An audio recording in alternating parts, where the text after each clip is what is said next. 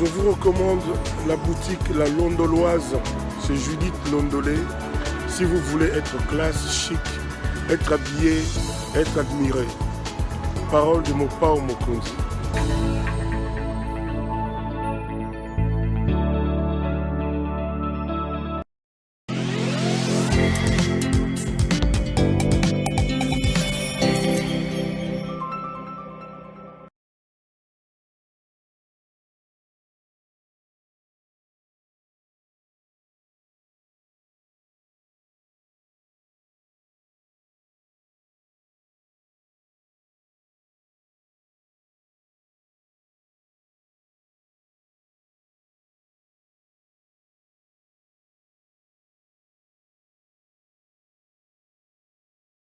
Pays reste ce matin dominé par la sortie de Martin Fayoulou Madidi. Le présidium, je veux dire, de l'AMOUCA appelle à une marche contre la politisation de la Commission électorale nationale indépendante et le glissement à partir du 15. Martin Fayoulou a évoqué un certain nombre de choses, on en parle. On reviendra également sur l'interview de M. Katumbi, sans oublier la mission officielle gouvernementale dépêchée sur place dans le Nord Kivu pour faire l'état des lieux de l'état de siège. Est-ce que c'était une bonne idée? Où en sommes-nous? Un invité sur ce plateau, un habitué de nos shows, que vous connaissez d'ailleurs, c'est M. Alain Bolodja. M. Bolodja, bonjour. Bonjour, en tout cas, merci beaucoup pour l'opportunité. Mes salutations à tout le monde. Merci d'avoir accepté également notre invitation et bienvenue donc dans cette émission contre nous soit dit. Monsieur Bolodja, l'actualité c'est quand même la mort de Gabriel Kyungu-Akumanza. Ça fait 2-3 jours que Monsieur Kyungu nous a quittés. Quelle est l'image que vous gardez de Kyungu? On dit de lui que c'est un personnage controversé, qui a fait tuer les Kassaïens, qui a trahi la politique. Récemment encore, il faisait une déclaration choc qu'il va empoisonner ceux qui vont aller à l'encontre de M. Tshisekedi. Quelle est l'image que vous avez de Kyungu-Akumanza? Bon, il n'a pas que ces aspects-là dans sa vie. Il a eu aussi à participer dans une certaine mesure dans le combat politique du bon côté, bien que par moments on sentait qu'il y avait quand même de positions controversées, comme vous l'avez dit. Mais ce qui est vrai, il est déjà parti. Voilà pourquoi je présente mes condoléances à toute sa famille biologique ainsi que sa famille politique. Il fut un grand. C'est vrai qu'on peut tout dire et par moments ce qu'on dit ce ne sont pas des réalités ou de vérités vraies, parce que quand on dit que ce qui s'était passé dans le Grand Katanga à l'époque c'était seulement à partir de ses propos, je dis non. L'environnement a déjà été pollué bien avant. Mais lui, il a quand même été l'intincelle. En tant que leader, il devait gérer ses mots, ses propos. Et fort malheureusement, ça nous a amené à des combats, à des tueries. Et de l'autre côté aussi, il y avait des réactions. Parce qu'on semble falsifier l'histoire. Il y a eu aussi nos frères du Katanga, du Kasaï, qui se sont méconduits de ce côté-là.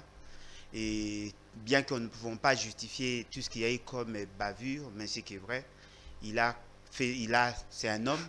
Que l'on fasse un procès après sa mort aujourd'hui, vous ne comprenez pas? Non, je comprends. Parce que j'étais avec Romain Roland là où vous êtes il y a 2 jours. Il a même dit que l'âme de Kyungu-Akumanza ne se reposera jamais en paix.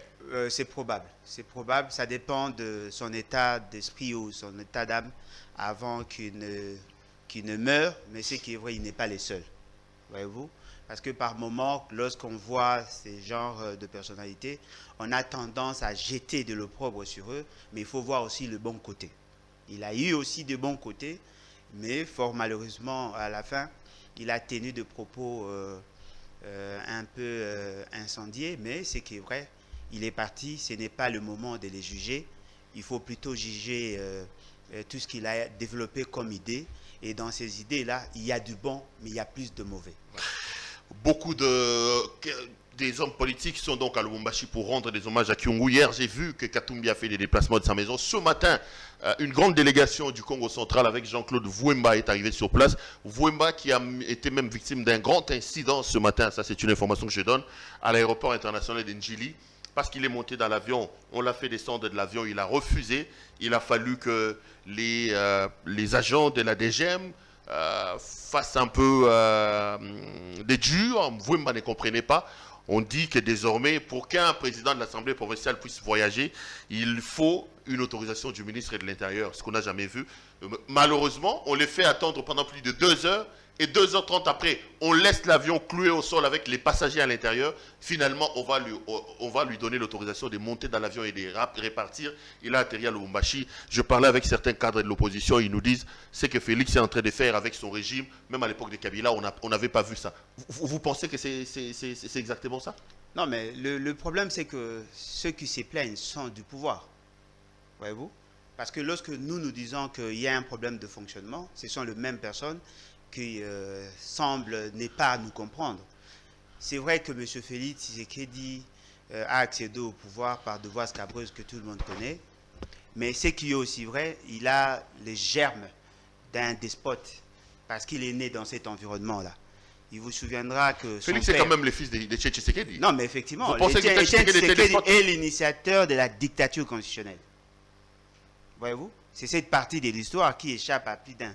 Mais ce qui est vrai, nous ne pouvons pas encourager cette pratique. Il n'est pas les seuls. Il y a d'autres gouverneurs. Je prends ici Mouyej, Mangenz, Mans est toujours cloué à Kinshasa. Et pourtant, il est encore en fonction. Il n'a pas été démis de ses fonctions, mais il est retenu ici à Kinshasa. Ils sont nombreux. Zoé Kabila a été retenu ici. Zoé Kabila, il y a eu beaucoup de gens, même le gouverneur de l'Équateur a été retenu pendant plusieurs mois ici. Il y a M. Matata à qui on interdit de prendre son avion pour aller à l'extérieur.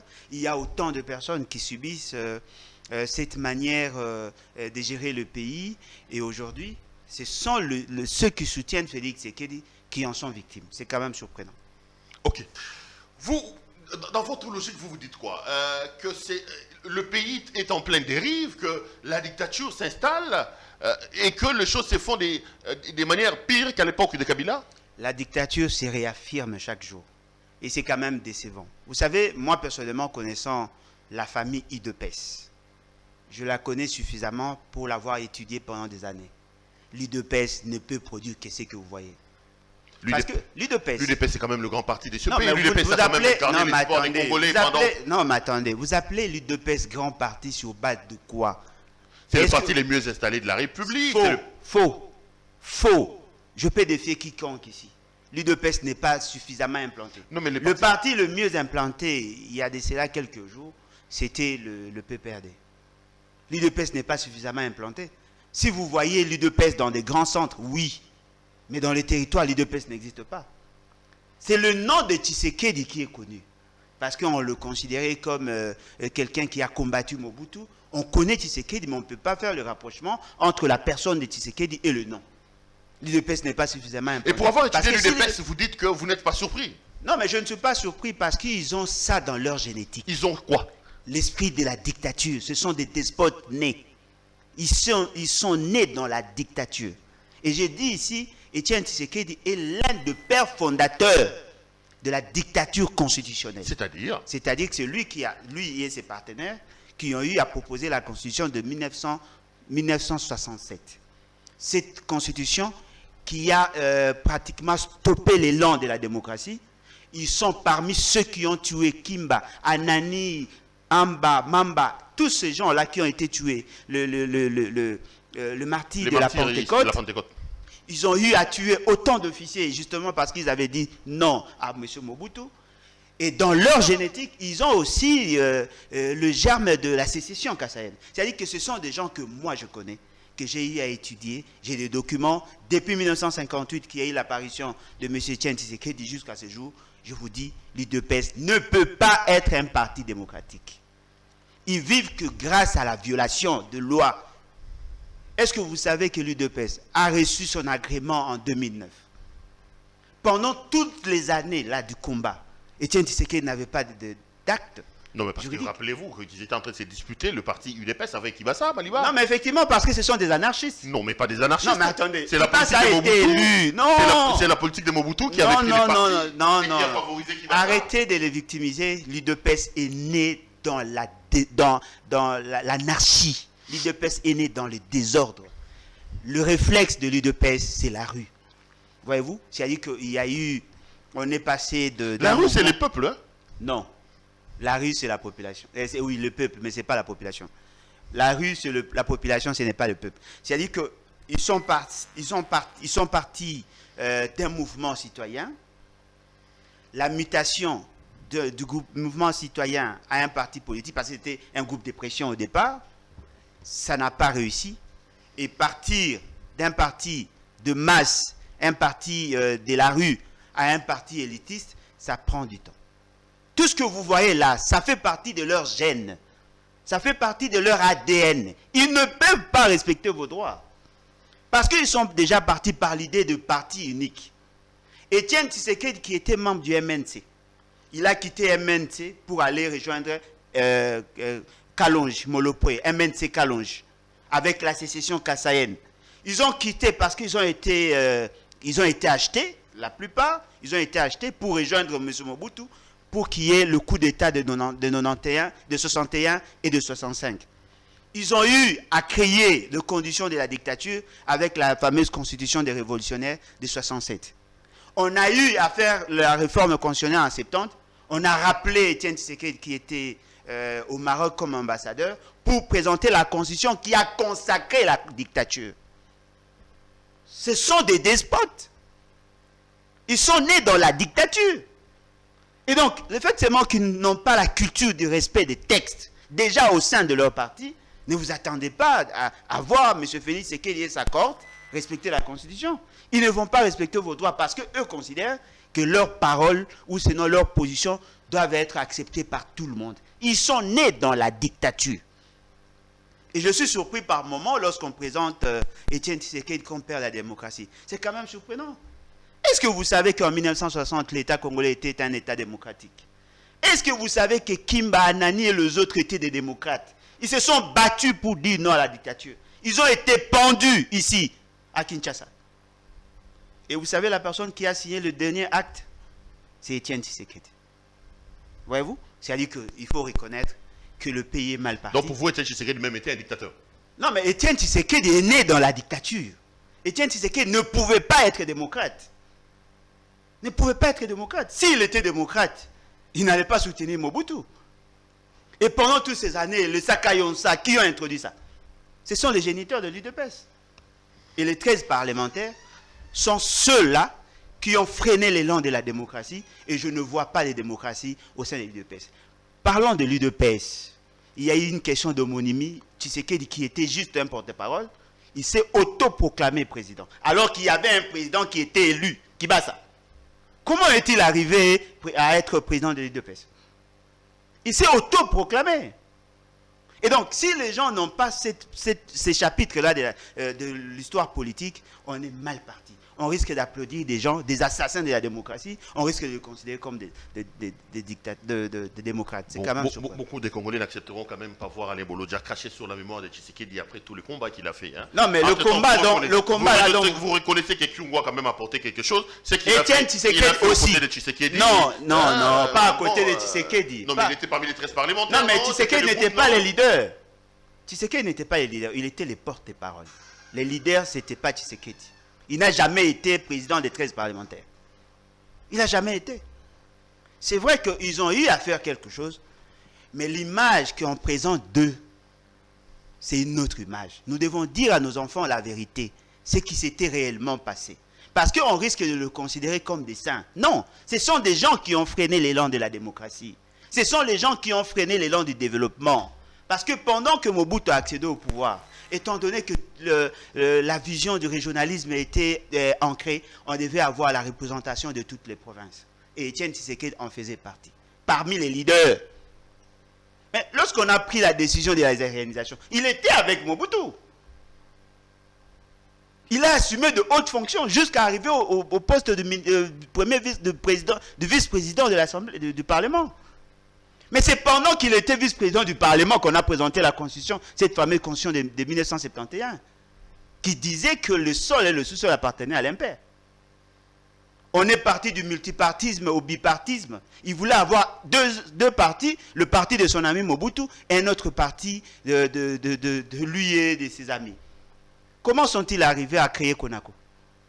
Parce qu'il était MNC Kalonji, Impair, Konako, IDPS 13 parlementaires, IDPS Tshisekedi. Pendant tous ces temps, ils n'ont été qu'au service du pouvoir. Donc si je comprends bien pour vous, Etienne Tshisekedi ne doit pas entrer dans le panthéon de l'histoire politique de ce pays. Non, il ne le mérite pas. Ce n'est pas l'homme qu'on nous présente. Non. Vaut mieux citer Kimba, vaut mieux citer Anani. Tous ces gens-là, ils se sont repentis, ils ont reconnu leur faute et ils ont donné une orientation. C'est ce qui justifie leur assassinat.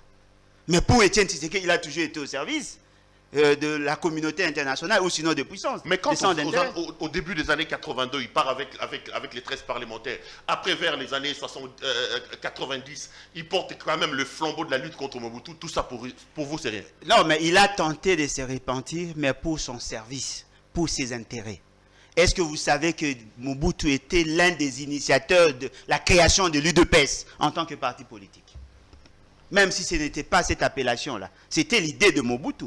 Parce qu'il avait senti qu'il y avait une pression au niveau de la communauté internationale avec le président américain qui voulait à tout prix qu'il y ait la démocratisation de la République démocratique du Congo. Les Zaïre à l'époque. Pour présenter une autre image, ils ont tenté de créer un parti. Le fait seulement que le CONACO avait échoué, justement pour des raisons que tout le monde connaît. On a eu un autre parti, et dans le parti, il y avait 13 parlementaires, et parmi les 13 parlementaires, Etienne Tshisekedi n'était pas le leader. Mais essayez de voir. Tous ceux qui ont mené une opposition farouche contre Mobutu, soit ils ont été envoyés en exil, ou poussés en exil, ou soit ils ont été tués. Mais lui, il a toujours été entretenu. Ce sont là des vérités que nous devons dire à notre population. Si aujourd'hui nous connaissons ces retards, il en fait partie, il est parmi les responsables. Mais je ne dis pas que c'était lui le seul démon, non. Il avait de côtés forts, mais il n'a pas su corriger le faute qu'il a eu à commettre. Et nous sentons aujourd'hui que tout ce que nous vivons aujourd'hui, c'est à cause de leur politique. C'est à cause de leur politique. En cherchant à sacraliser le pouvoir de Mobutu, ils ont tué l'administration.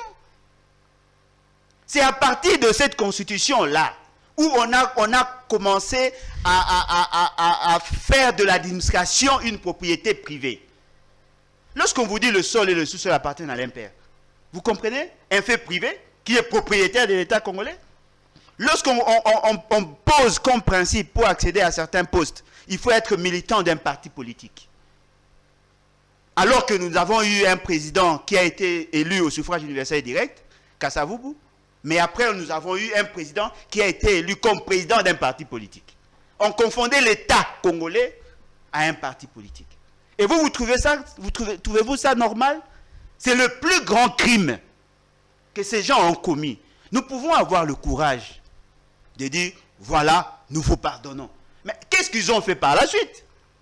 Si seulement ils s'étaient limités là, on pouvait dire, non, voilà, il a compris qu'il avait commis une erreur. Mais la plus grande autre erreur qu'il a eu à commettre, c'est le fait d'avoir pactisé avec le Rwanda pour nous ramener le RCD sur la table des négociations.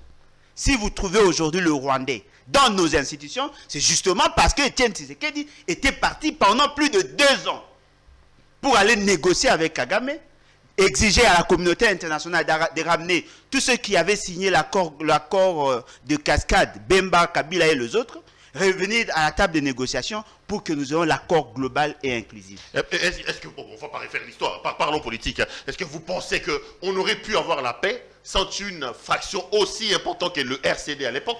Non mais attendez, attendez. Une partie de la province orientale. Non mais vous parlez de quelle paix? Aujourd'hui, il y a des tueries continues. Lorsque vous jetez la sémence de la confusion, vous distribuez la nationalité comme si c'était des cacahuètes. Aujourd'hui, nous payons la facture. Parce que lorsqu'on vous dit qu'il y a eu 6 millions de morts, c'est bon. Mais essayez de voir en termes de statistiques. Quand est-ce qu'on a commencé à dénombrer beaucoup de morts? Lorsque la classe politique a cru que la paix pouvait se négocier moyennant la nationalité. Non! La nationalité d'origine ne se négocie pas.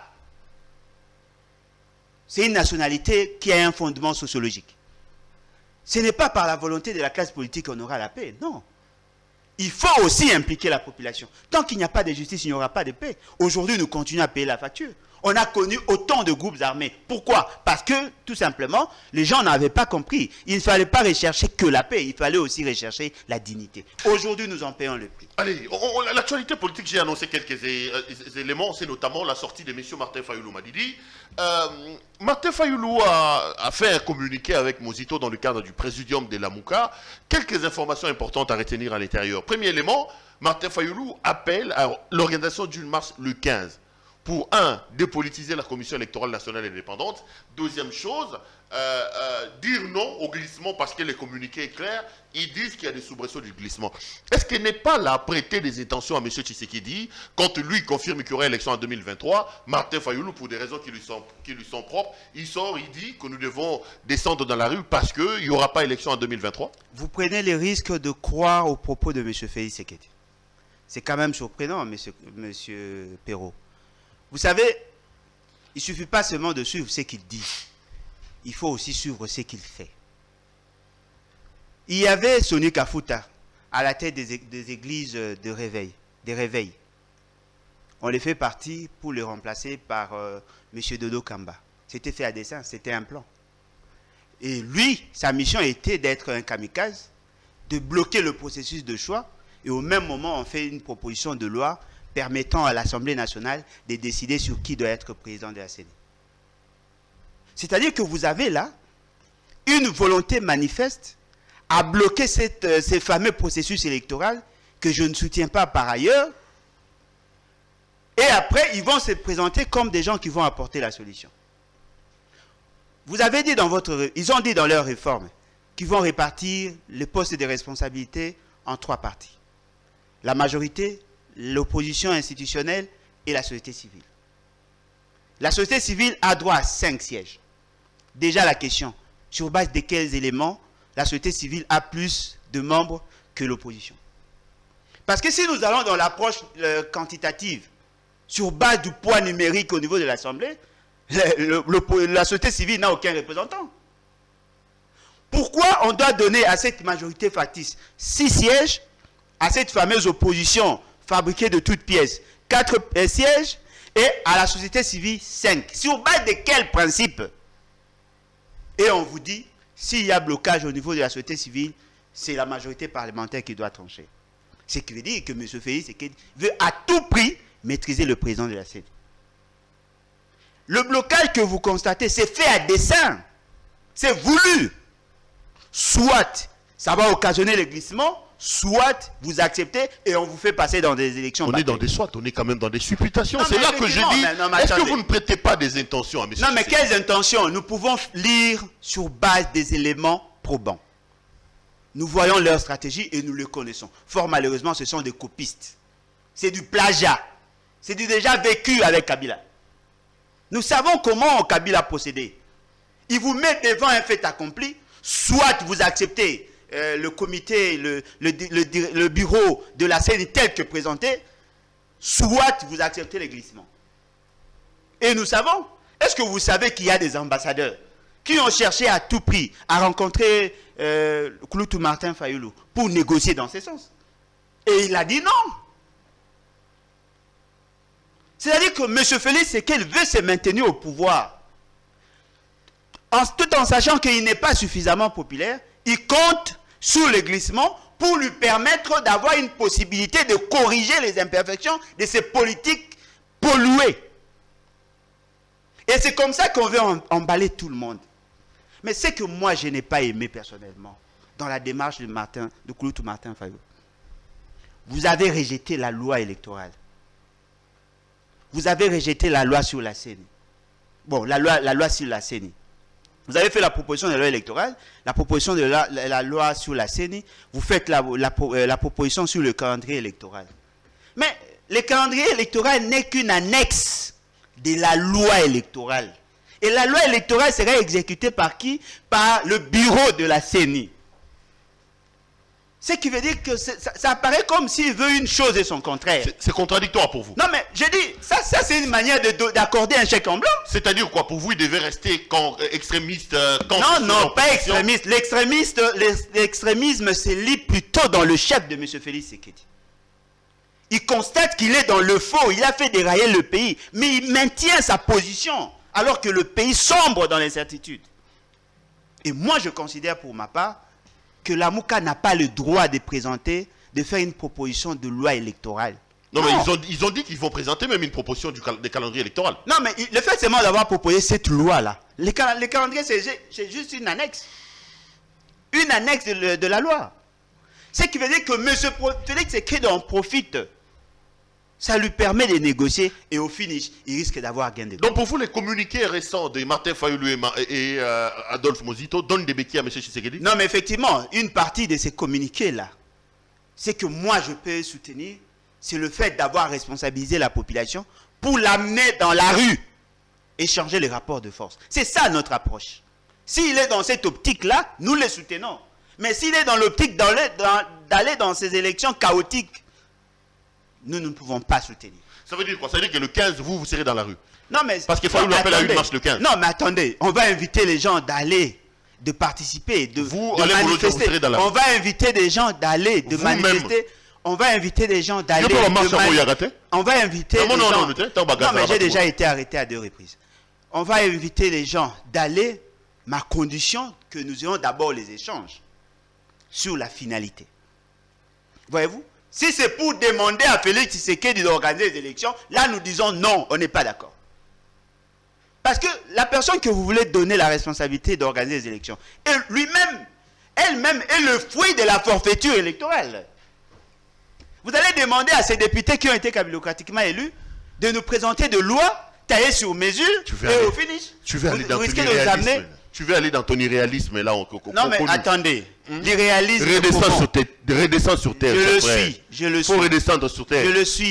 Je suis sur terre. La République avance. Non, la République n'avance pas. La République recule. Vous êtes dans le sophisme, vous êtes dans les rêveries. La République avec recule. Votre article 64. Non, ce n'est pas notre article. C'est une disposition de la Constitution. Sauf peut-être si vous voulez nous dire que la Constitution n'a pas 229 articles. Quand ça enchante M. Félix Tshisekedi, c'est une disposition constitutionnelle. Qui a donné à M. Félix Tshisekedi le droit d'être président sans la volonté de la population? Qui a donné à Kabila le droit de faire de lui président de la République? Ce sont là les vrais débats. Parce qu'aujourd'hui, vous sentez qu'il y a de faiblesses. Tout le monde constate l'inutilité d'un pouvoir mal acquis.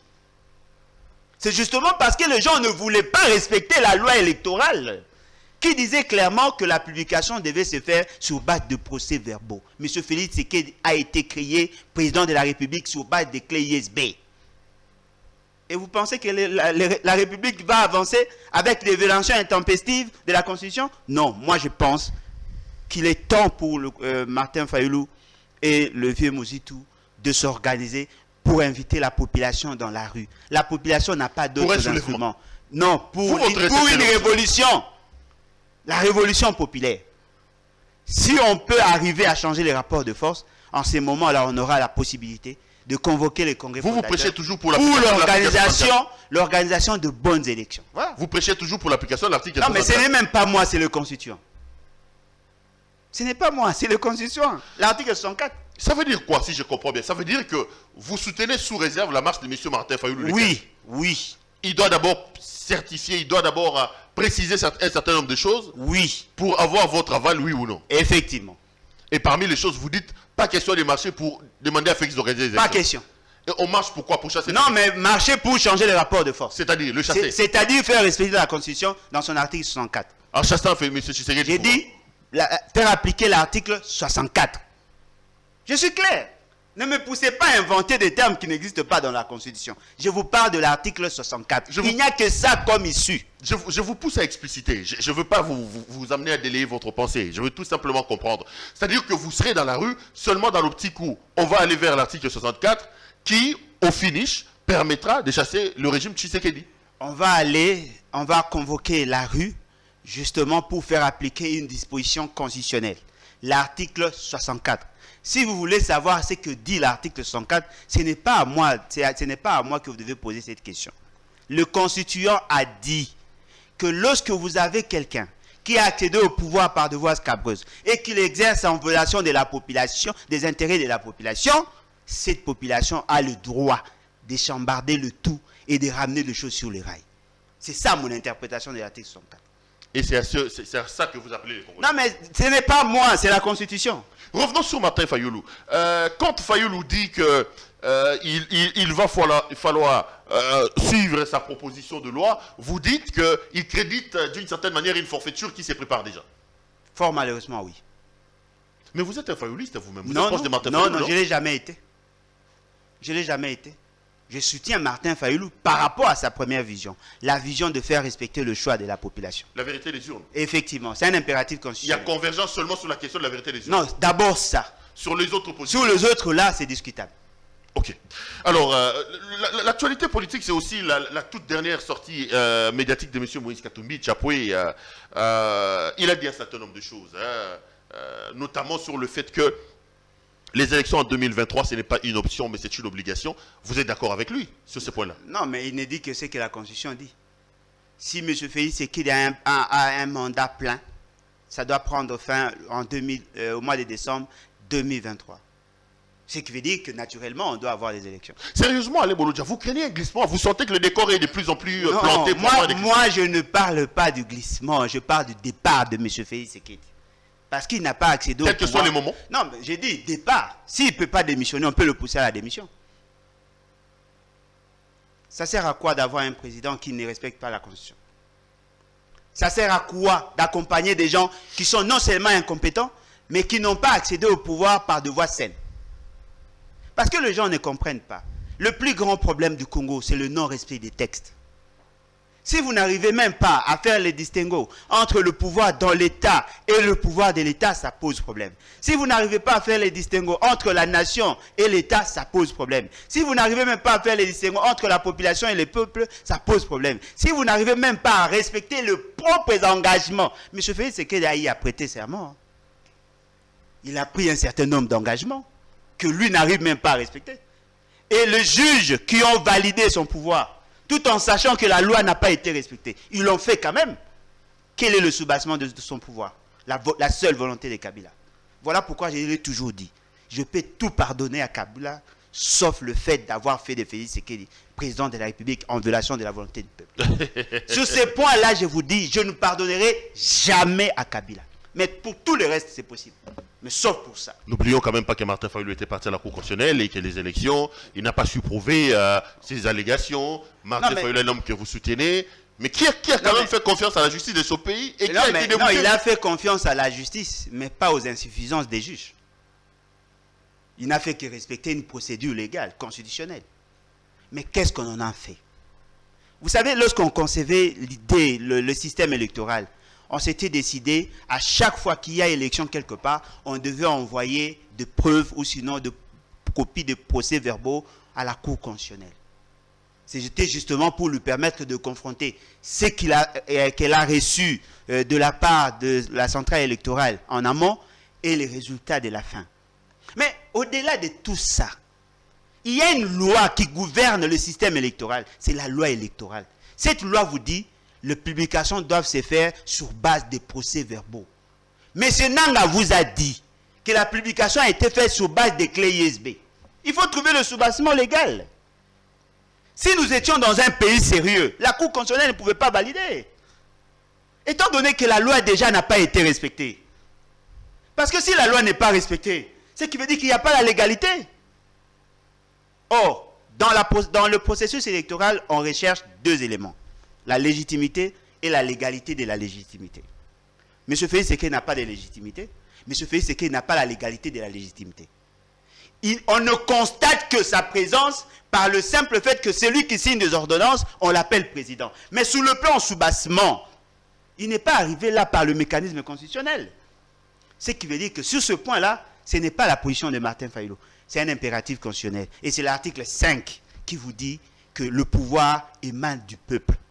Lui, il a reçu son pouvoir de Kingakati, de Kabila. Ça, c'est un grand péché. Et tout ce que nous vivons aujourd'hui, ce sont des conséquences de ce qui s'était passé. Et on ne peut pas négocier avec des gens qui ont profité de la forfaiture électorale. C'est ça l'attitude, l'attitude un peu ambiguë de Martin Fayoulou. Pourquoi demander des réformes alors que la Constitution n'a pas été respectée?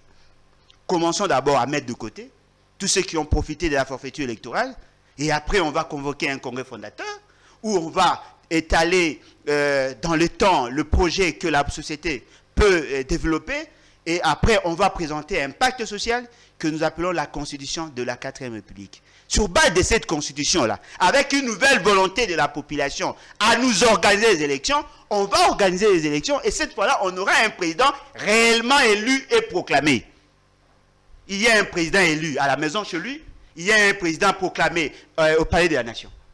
C'est ça le problème, parce que celui qui est assis sur la chaise du pouvoir n'a pas l'onction populaire. Celui qui a l'onction populaire est chez lui à la maison. Et cette antinomie-là nous pousse à croire que nous avons fait un revirement à 180 degrés. La meilleure manière de résoudre, c'est d'enclencher l'article 104. Parce que le constituant a y anticipé sur le comportement de la classe politique. On a prévu l'article 104. Je n'ai rien inventé. Ok, on verra. On verra si la population va vous suivre sur ces terrains-là. On commencera d'abord par voir si Martin Fayulu va réussir sa mobilisation par rapport à sa marche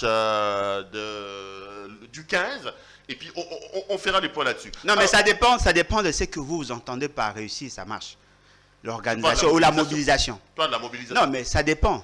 S'il arrive... C'est à peu près 12 millions Oui, 12 millions d'âmes, mais n'oubliez pas qu'il y a des bébés, il y a des vieillards. Il y a des militaires, il y a des policiers, il y a les témoins de Jéhovah. Voyez-vous? C'est-à-dire que quand vous parlez, si vous arrivez déjà à mobiliser 5 Congolais sur une cause, dans un pays sérieux, on vous prend au sérieux. Il ne suffit pas seulement de voir le nombre. L'Église catholique a accompagné pendant des années l'UDPS alliés. Sont-ils déjà arrivés à mobiliser 1 million de personnes dans la rue? Quand ils organisaient leurs activités, jeudi serveurs, est-ce qu'ils arrivaient même à mobiliser 5000 personnes? Mais la voix a été entendue. Est-ce que vous savez que Kabila, qui a été présenté comme le démon de la République, arrivait au moins à entendre ce que les autres disent? M. Félix, c'est qu'il pense qu'il a la maîtrise de tout. Parce qu'il pense que tout le monde a peur de lui. Et ça, c'est très dangereux pour la République. Vos partenaires vous disent, attention, vous allez sur une mauvaise voie. Vous dites, non, on doit continuer. Et ils vous disent, les chiens à bois, la caravane passe. Vous savez pourquoi les chiens à bois? C'est pour vous alerter du danger qu'il y a au devant. Vous voulez vous entêter de l'orgueil. L'orgueil ne paye pas. Si tout le monde doit commencer à mobiliser les gens pour faire entendre sa voix, la République n'a plus de sens. Faites respecter la loi, c'est tout.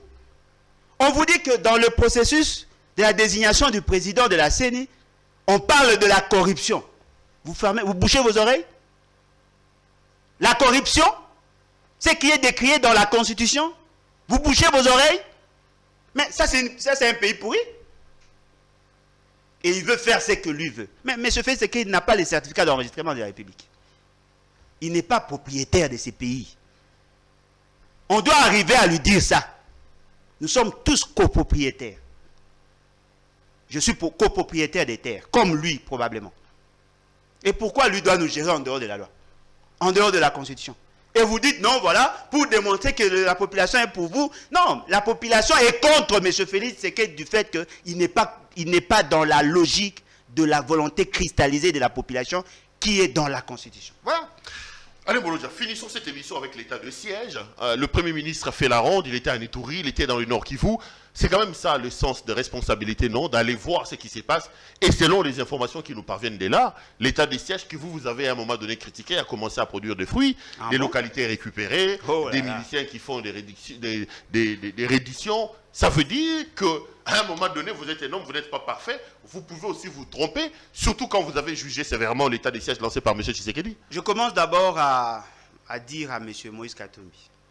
Personnellement, je comprends sa posture, je comprends sa position. Vous savez, lorsqu'on nous disions que M. Félix Tshisekedi n'était pas digne de confiance, peut-être que M. Moïse Katumbi n'avait pas compris.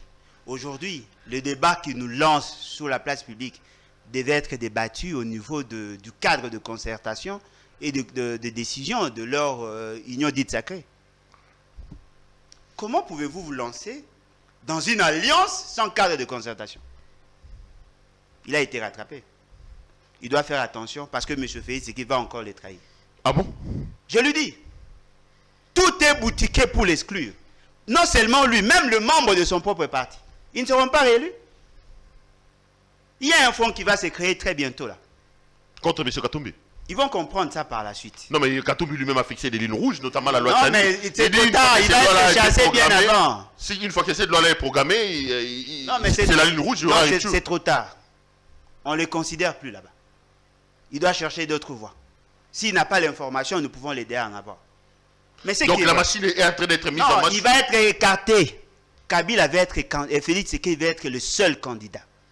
Il n'acceptera jamais de voir une autre personne être candidat. Ça vous fait pitié d'avoir Moïse Katumbi dans cet état où vous vous dites personne ne peut se faire prévaloir de ses propres turpitudes? Les deux.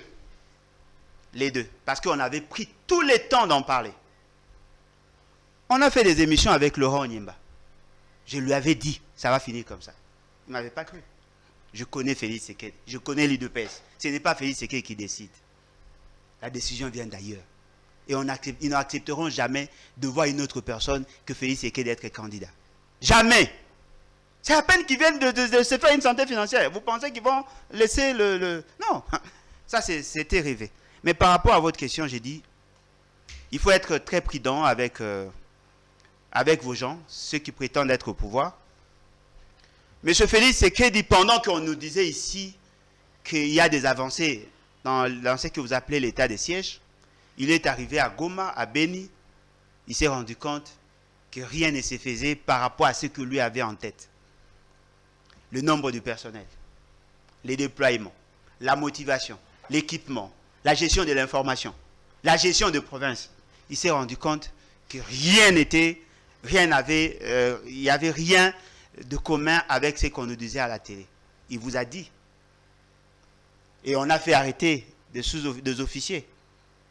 On vous fait arrêter l'assistant du gouverneur alors que le gouverneur n'est pas cité. Comment peut-on arrêter un assistant du gouverneur pour des raisons de détournement alors que son titulaire n'a pas été inquiété? Et après, qu'est-ce qu'il y a eu? Il a fait son évaluation. Il est arrivé à Kinshasa. Qu'est-ce qu'il y a eu comme correctif? Aucune mesure de mitigation pour corriger. On vous dit qu'on aurait déployé 21 000 militaires. Probablement qu'on a déployé aussi, on leur a doté 21 000 armes de guerre. Mais sur place, on trouve moins de 11 000. Ce qui veut dire qu'il y a 10 000 armes qui ne sont pas dans les cantines ou sinon ne sont pas répertoriées dans la logistique de l'armée. Qui a géré ces armes? Qui a géré les munitions? Qui a géré les tenues? Qui a géré le fonds qui a été débloqué? Jusque-là, personne, aucun officier n'a été arrêté. L'officier supérieur. Non, on a arrêté les colonels. On a arrêté, oui, non, mais les colonels, ce ne sont pas les décideurs, ce sont des assistants. On devait arrêter les généraux. Ils n'ont pas été arrêtés. Et aujourd'hui, on nous envoie quelques jours après, on nous envoie ce gouvernement de la honte, gouvernement Sama Lukonde. Ils vont là-bas pour aller évaluer. Mais M. Félix Tshisekedi vient d'être là, non? On a même envoyé un inspecteur de l'armée pour aller auditer. Il a fait son rapport. On n'a pas corrigé les imperfections de l'état des sièges. Au moment où nous parlons, pas plus tard qu'il y a de cela 4 jours, on vient de tuer encore en Ituri. Hier, on a tué à Beni. Mais la RTNC ne vous montre pas ces images. C'est-à-dire qu'aujourd'hui, vous êtes consommateur de la volonté de M. Félix Tshisekedi. On vous présente ce qui est bon pour lui. Vous êtes journaliste d'investigation, certainement. Posez la question à ceux qui vivent dans cette partie. Combien de personnes acceptent de voir cette mesure-là être prorogée? Ils sont peu nombreux. Peu nombreux. Aujourd'hui, on commence à intimider la société civile. Si vous osez contredire ce que nous disons, on va vous faire arrêter. Ça, c'est le gouverneur du Nord Kivu qui a dit ça. Tout le monde a suivi et personne n'a réagi. Si tout va bien là-bas, pourquoi la société civile fustige le fait qu'il y a des dérives? On parle de l'insécurité là-bas. Les militaires ne sont pas suffisamment motivés. Il y a un problème logistique. Et on vous dit, non, voilà, et le gouvernement vient d'acquérir 10 drones, et justement pour essayer de voir comment... Non, mais attendez, si la situation s'améliorait, les drones vont servir à quoi? Et l'arrivée des militaires américains, ça ne vous rassure pas non plus? Non, mais ils sont venus pourquoi? Ils sont venus pourquoi? C'est ça la vraie question que l'on doit poser. Ils sont venus pour sécuriser quoi? La population ou les parcs? Ils sont venus pourquoi? Nous avons un problème avec le Rwanda, et le Rwanda est le partenaire crédible de M. Félix Tshisekedi, et le Rwanda vit sous les mamelons des Américains. Et vous pensez que moi, nationaliste, je peux croire à la bonne foi des Américains qui viendront pour résoudre notre problème qu'eux ont créé? Non, cher ami. Le pays sombre dans l'incertitude, sombre dans le chaos, justement parce que le commandant en chef est défaillant. Donc pour vous, l'état des sièges est un échec? Non, mais ils n'ont pas le courage de le dire. Ils n'ont pas le courage de le dire parce qu'on continue à dénombrer le mort. On tue nos concitoyens. Et aujourd'hui, on vous dit non, tout va bien. Non, mais on ne montre que ça à la RTNC. Mais suivez aussi les chaînes étrangères. On ne fait que dénombrer le mort. Chaque jour qui passe, on tue. Avant, on tuait au niveau de Béni territoire, maintenant on tue dans la ville. Et ce sont là des réalités. On a vu nos CPLA, oui. Non. Moi, personnellement, c'est que je ne supporte pas. C'est de voir des parents aussi irresponsables. On tue, vous dites à la population, non, tout va bien. Non. Mais si tout va bien. Non, non. Au contraire. Pendant que... Nakenda Pekuna. Ok, bien, avion qui t'es 90. Ok, bien. Oui, bien ma caisse. Bravo. Bazong sané kilo Bravo Félix Tshisekedi. Te. Bazong sané kilo. Bravo Félix. Bazong sané kilo. Ndima moninga. Nazo le batte. Ndima monga. Na sepelit. Oh moi monga la monoko. Na sepeli. Merci na Félix Tshisekedi qui bien vu. Siko mega na pour me poser question. Na wane ko futa billet na 390. Et ko kita na 195 avec 40 kilos. Pendant que moi j'ai cherché à aller à Mbandaka, avion Bandaï Rozanga. Mais il y a des gens qui se sont organisés pour acheter des avions à Bilokos. Félix Tshisekedi vous dit non, voilà, ils ont acheté des avions d'occasion. J'en ai acheté 8. C'était au mois de décembre 2019, devant le Congrès. 2 ans après, aucun avion. S'il y a une baisse des prix parce qu'il y a des avions, qu'est-ce que lui a ajouté dans ces secteurs-là? Il a apporté quoi? Et ce n'est pas la première fois qu'il y a une baisse des prix. Il faut aussi stabiliser ces prix-là. Il faut garantir la fluidité et la mobilité. Il faut avoir des équipements. Il en a acheté 8. Ça devait arriver 4 au mois de juillet 2020, 4 au mois de décembre 2020. Où en sommes-nous? Si on doit applaudir quelqu'un, on doit applaudir les personnes qui ont acheté les avions. Bon, on qui va surgeler, on a pas où c'est pas la rate. Et est-ce qu'on a une gaine de balière à surgeler? Donc, nous sommes avec. Du sensationnel. Dites-moi, qu'est-ce que M. Félix Tshisekedi a prévu pour baisser les prix au niveau national? Aucune politique. Non, on va baisser. Non, vous avez dit qu'on allait baisser. Vous avez donné l'ultimatum de 48 heures. Ça fait déjà 1 mois. Aujourd'hui, vous commencez à négocier. Nous sommes avec. Non, mais ma bête. C'est comme quelqu'un qui vous promet de vous acheter un peu. Et fort malheureusement, il ne fournit aucun effort. Mais dit non, j'avais quand même la volonté. Non, la volonté seule ne suffit pas. Les insuffisances notoires de ceux qui, en termes de capacité managériale, de ceux qui sont à la tête du pays, démontrent à suffisance qu'il n'y a aucune politique. Baisser le prix, c'est bon. Maintenir la stabilité du prix, c'est mieux. Parce que demain, on va se rendre compte, c'était du vent. Allez, Bouloucha. Émission est Sili. Alors, moi, Monsieur Sili, merci d'être venu nous voir.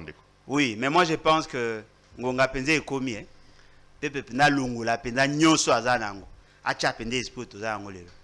Ma mbele échanger. Un solo hein. Sincèrement, ba aventure eza makasi trop.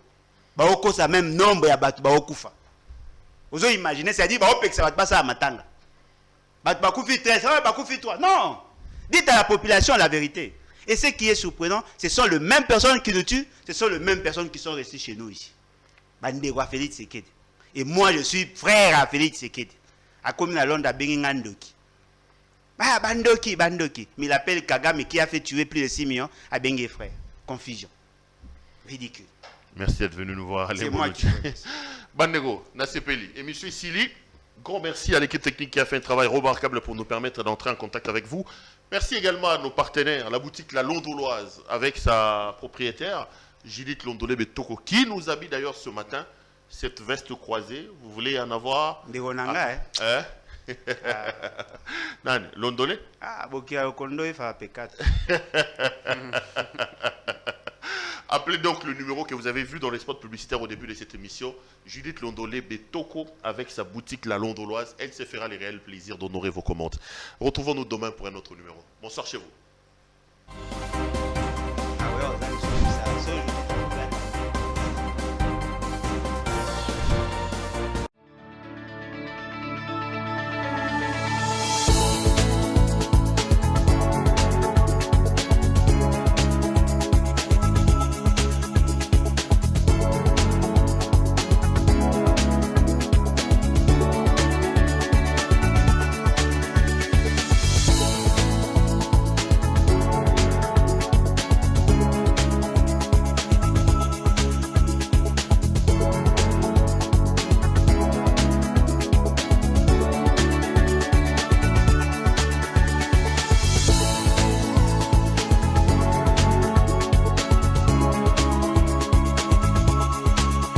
Je vous recommande la boutique La Londoloise, c'est Judith Londolé.